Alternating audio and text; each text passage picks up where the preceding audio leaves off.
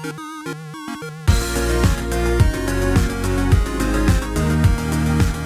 everyone, welcome to another Anime Kingdom review. See by the title below, yes, this is on episode 15 of Boku no Hero Academia Season 2. And holy crap, honestly, this episode is probably the first episode, in my opinion at least, that's really got to me hyped up for what's going to be coming in this new arc.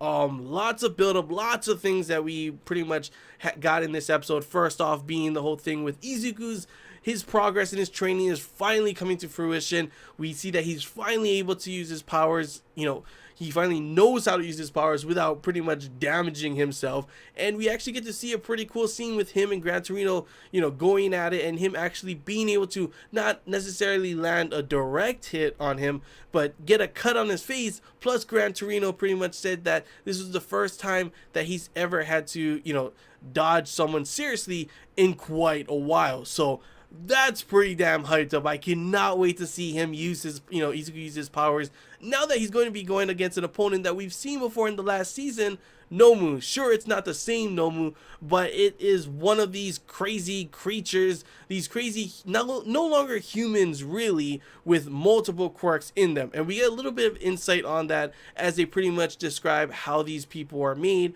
Pretty much lots of gene therapy, lots of pretty much experimentation on these people, and then of course putting a bunch of different quirks into these people's bodies, thus creating these crazy gross monsters. And then of course why they pretty much have no reactions, no interactions, no talking or anything to what anyone that talks to them, except I guess maybe their master.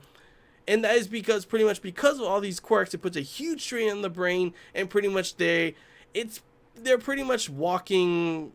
They're not people anymore. They're just controlled by whoever this criminal mastermind is.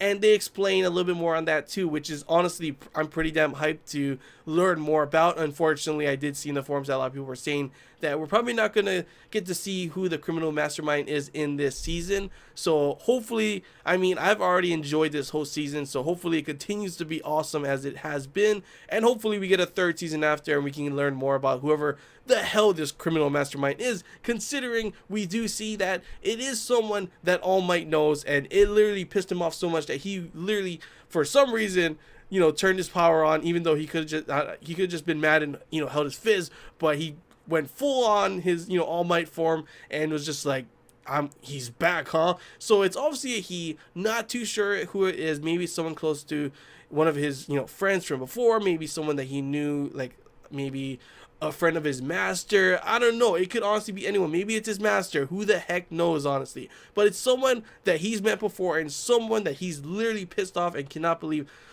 so he's back, huh? So it's obviously, I don't know what happened to this person before, but it's someone that All Might probably had a huge fight with, and it's someone that obviously, as they mentioned in this episode, that can also give powers to other people. That's why I think maybe it is his master. No spoiling, obviously, if you do know manga readers. Even though I'm mentioning all these kind of stuff, it's just little theories that I want to say to all the anime watchers only. And maybe, if it does happen, I can come back to and be like, yeah, I guess that's right.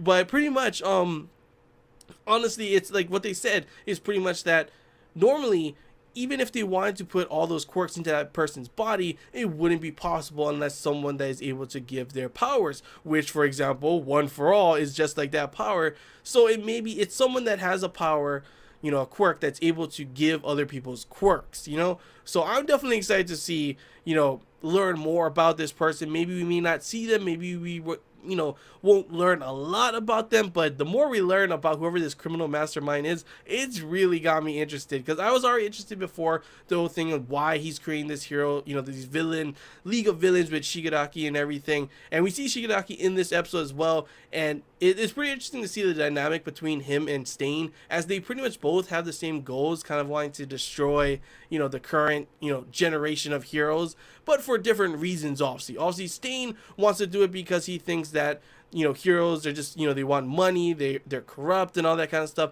and he wants to change that. He wants to take them all out. It's more of a righteous kind of conquest for him. Sure, he's still a bad guy, but like they said, because of what he's done, the cities that he has attacked, it's pretty much, those cities have dropped in crime. So I mean, he is doing something right. It's still bad. Obviously, he's killing these people, but it's definitely changed the what those heroes in that cities have thought, and of course, because of that, less crime. So it's a good thing, yet it's a bad thing. So I'm not too sure. It makes you think that Stain isn't as bad. You know, he's not just pure evil like how Shigaraki is. How he just wants to pretty much destroy everything. He just wants destruction. He's kind of childish, as they've mentioned several times before.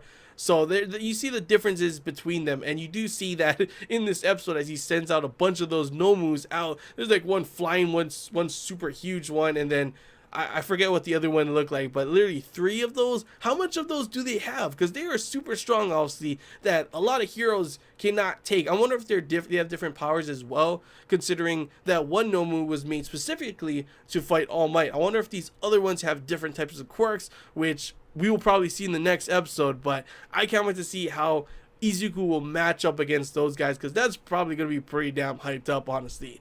And then, of course, the other part of the episode was, of course, full on with Ida, and, you know, obviously him wanting revenge.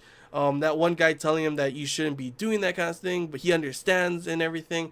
And then, of course, him rushing in to try and, you know, stop Stain from killing that one guy, and of course get his revenge. But obviously, it doesn't look like he has a chance. Honestly, he just literally flicked him across, you know, aside with taking his helmet off, and he was like, die. And that was the end of the episode. I was like, holy shit, is he gonna be able to handle him? I don't think so. His brother couldn't.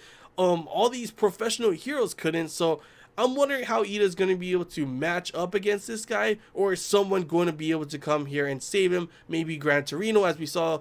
I didn't see Gran Torino with Izuku, so maybe he somehow sees, you know, Ida and goes ahead and saves him. I don't know, but I'm definitely excited to see how these next episodes will go. And honestly, the hype is just, it's right now I'm over here, and it's probably just gonna get more and more as these episodes go. I love Boku no Hero Academia, honestly, and the last few episodes have been enjoyable, but now that we're getting on to the serious stuff, it's just got me super hyped up. But yeah, it's all I really gotta say. Other than that, there was some, some funny stuff with, of course, showing the rest of the our heroes going to their agencies and everything, like Bakugo getting a haircut. That part literally had me cracking up. But other than that, it was all serious. It was all crazy shit. All Might, criminal, mastermind, Izuku's training, Ida's revenge, and then, of course, the whole thing with Shigaraki, and, of course, Stain as well. And it looks like Stain's ability is pretty interesting as well. I'm not too sure if it's because he cuts them or he just has a, I don't know how he uses his power, but it seems to make it so they cannot move. I'm not too sure. So he might have a pretty damn OP power. I'm not too sure. That actually may be completely OP and will stop, like, practically anyone. I don't know how you would beat someone that can stop you from, like, moving. So I'm not too sure how his quirk works, but maybe it'll be something like Eraserhead where he has to see them. He's probably going to have some weakness of some sorts because he can't be that OP, you know?